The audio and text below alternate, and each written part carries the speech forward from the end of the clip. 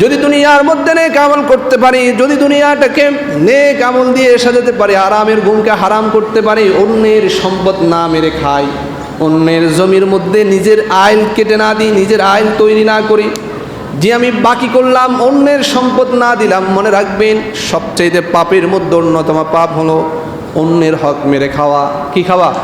অন্যের হক মেরে খাওয়া।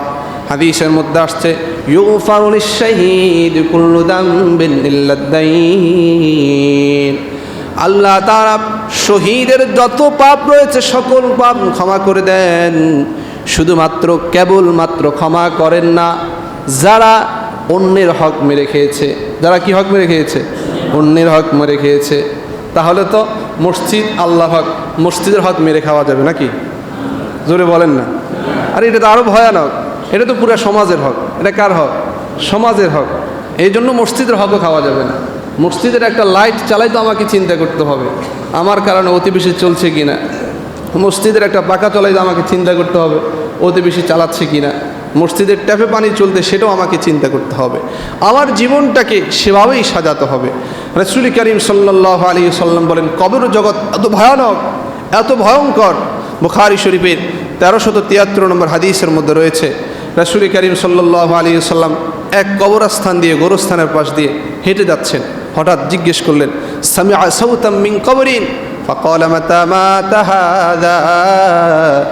কবরের পাশ দিয়ে অতিক্রম করাকালীন জিজ্ঞেস করলেন, এই কবরে কে মৃত্যুবরণ করেছে? এই কবরে কাকে দাফন করা হয়েছে? সাহাবায়ে কেরাম বললেন, ক্বালু মাতা ফি হাযিহিল জাহিলিয়্যা, এই ব্যক্তি জাহিলি যুগে মারা গিয়েছে। কোন যুগে? জাহিলি যুগে। ফাসুররা বিযালিক, রাসূল এই কথা শুনে খুশি হয়ে গিয়েছে। সুবহানাল্লাহ।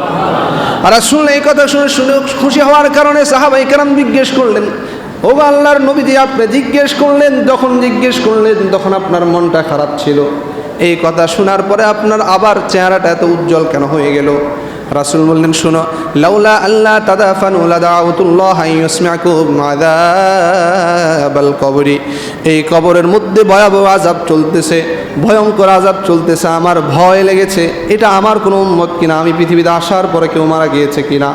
এখন যখন তোমরা বললে না না, আমি পৃথিবীতে আসার আগে জাহিলি যুগের একজন মানুষ মারা গিয়েছে, তখন আমার কাছে ভালো লেগেছে। আমি আসার পরে কোনো মানুষের কবরে এমন আযাব হচ্ছে না।